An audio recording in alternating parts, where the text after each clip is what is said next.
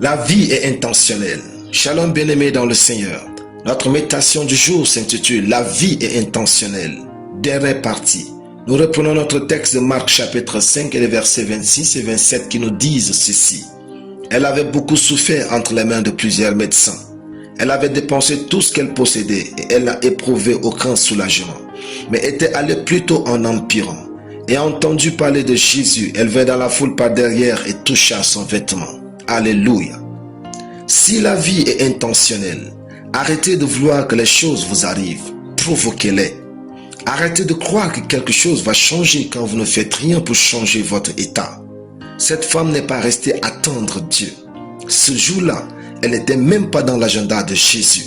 Bien-aimés, levez-vous et soyez proactifs dans votre vie.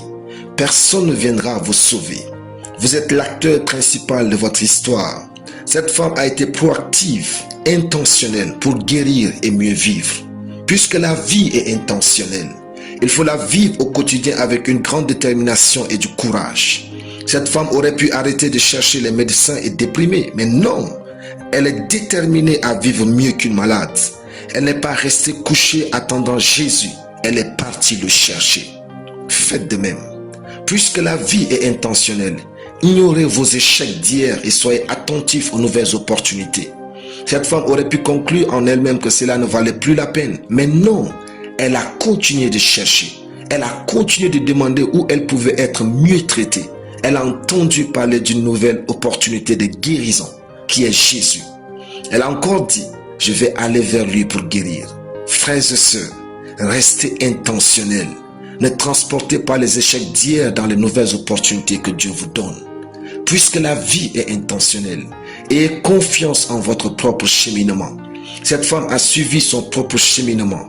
Faites confiance à votre intuition.